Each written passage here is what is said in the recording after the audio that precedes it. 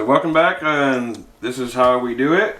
We are going to do some blackened chicken strips for the kids. Basically you need chicken breasts, and they're nice and thawed out. You want to trim them up so there's no gristle or veins on there, just to make sure the kids aren't getting something chewy. Get all the fat off, just to make it a little healthier. And I can always fry this up and give it to the dog. He loves it once it's cooked. Amazing enough, Bear won't eat it when it's not cooked, so I'll get most of that off. Got that little piece in there, just to get rid of that. And we're going to be cutting them into strips, so I don't care how the breasts actually look. Only doing those right now. Okay, we'll get rid of this off to the side. And we're going to cut them in strips, and you don't want them too thick because it does have to cook fairly fast with the grease in there. So we're going to cut little strips, maybe about that big, just something nice to eat. And they're probably about 1/2 inch to 3/4 inch thick. Now you can buy chicken tenders that will already be stripped for you, so that'll be easier for you. You won't have to worry about cutting them.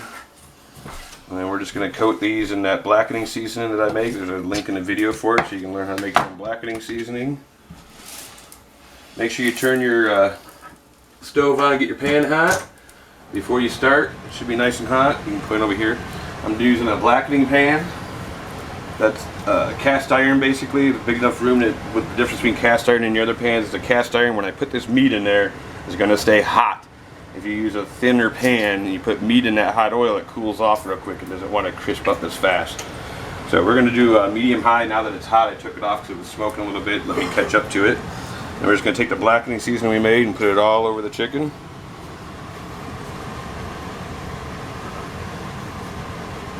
And if you want it spicier, like I said in the blackening seasoning video, you can always add more cayenne pepper to it.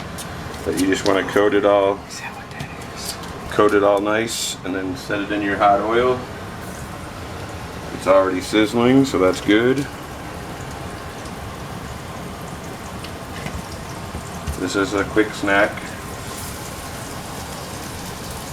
You can use peanut oil. We'll keep it from burning. It makes it a little easier. But if you don't have peanut oil, we're using regular fried canola oil or something. You just gotta watch it so it doesn't burn. The oil sometimes will burn if you get it too hot. Or peanut oil will not burn as easily.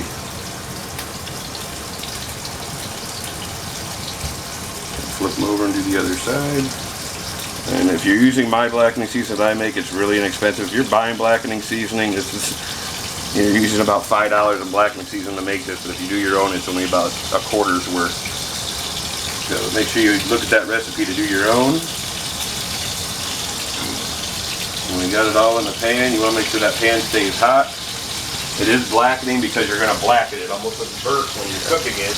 That's why they call it blackened. If you don't burn it, and you just get it brown, then it's considered Cajun. Where this is blackened because we're actually going to cook it till it almost fries a crispy black coat on the outside of that. It shouldn't take too long.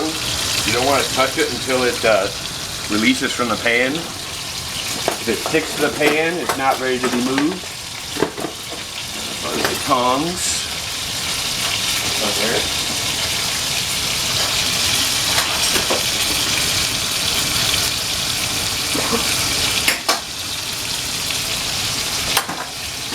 We'll probably do other videos later, not right now, but other videos where you can use these blackened chicken strips. You can put them on top of a salad or on top of fettuccine alfredo.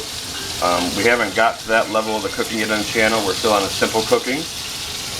But we will be doing some harder stuff here, level 2, 3, and 4 stuff like hollandaise and oysters Rockefeller.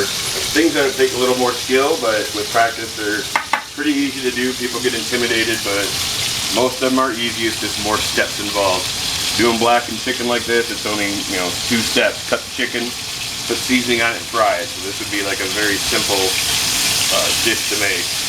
And you see how it's getting nice and blackened like that? That's what you're looking for. That gives it that's what they call the blackening.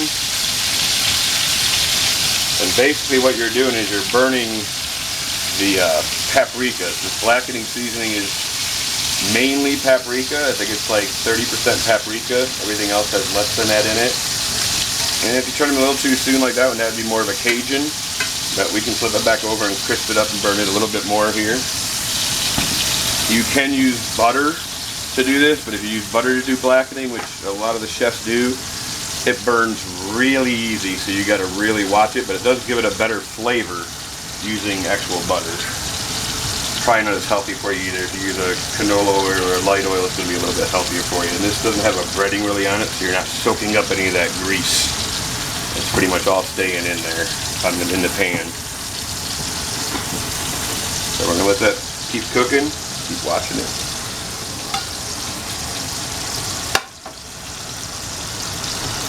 It should take about 5 minutes, 6 minutes to get that cooked. You're making sure your chicken's done.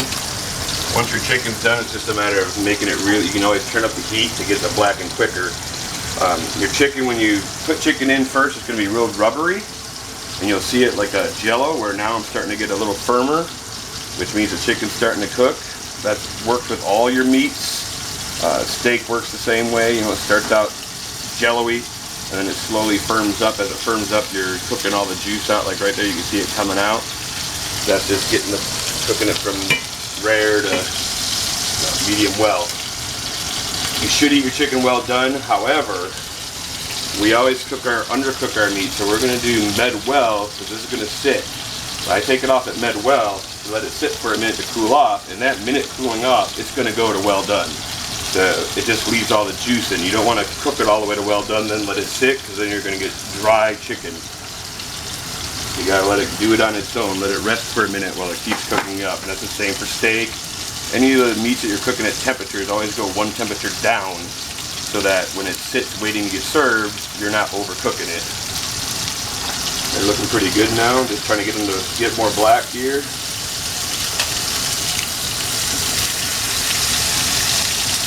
If it stops getting black for you, you can always turn up the heat a little bit.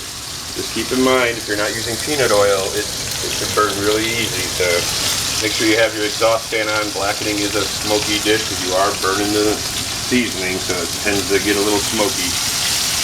And be careful with water when you're doing blackening anywhere near you, because this grease is so hot, if water goes in there, it's going to splatter everywhere. So make sure if you have any water around there to get it out of the way. You don't want to get water in this pan accidentally. Now they're starting to look really nice and blackened. And you can get them crispier than that. If I go too black, my wife and kids won't eat it. I like a nice charcoal look to mine, but we're going to go like a light blackening. So this is pretty done right there. Like this piece right here, we can always take a knife and cut it just a thin piece. Just make sure it's white. And that one's done. So we can let it cool for a minute. Which if that one's done, that means that this one's done because it's the same size. As they get thicker, they're the same size as those, so I bet this one's done. And it's perfectly white. And if you push on it, you can feel when you start pushing on it now, like this one right here, see it's real soft, I'm barely pushing, so that means that that's obviously not going to be done. Where this one is firm. So if I were to check that again, it's med well. So if I let that sit, even to cool off, it's going to go into the well done stage, but still have all the juice. I'm just going to come back to it here in a second. I'm going to check all these. And I'm doing that more for your convenience to show you how to do this. When I do mine, I don't usually check them because I know the firmness, but by checking them, you get used to knowing how hard or soft the meat is before it's well done. See, like this one, just made it. Perfect, juicy white meat, even though it's a thick one. So we know these are done. This is the only one I was concerned about because it's a little rubbery on top, but I bet it's done after just turning it over. And it is. So just let it cool for a minute before you jam in your mouth, because it's about 350 degrees coming out of that grease. And kids eat it just like that, like chicken strips. They dip it in sauces, but you can eat it straight up with nothing on it. Or I do it, like I said, I'll be doing more videos where I put that kind of chicken on top of salads and pasta and other things. But this is a nice base chicken to start with, and you can get real creative. So hope you enjoy it, try it, leave comments, let me know what you think, and make sure you're using the blackening seasoning that I'm telling you about. That way it'll save you a lot of money versus buying blackening seasoning in the store. If you buy in the store, you're buying straight salt. If you make it yourself, you're getting seasoning. There are a few of them in the store that are good, like I think it's called Magic Seasoning. It's about $4.50 for a little jar, about this much of it, which is enough to do one batch. It doesn't contain as much salt, where mine that I make doesn't contain as much salt either. but it's, again, very inexpensive. I probably use 50 cents worth instead of $4 or $5 worth of seasoning. So that's about it. I hope you enjoy. Watch some more and please subscribe. Thank you very much.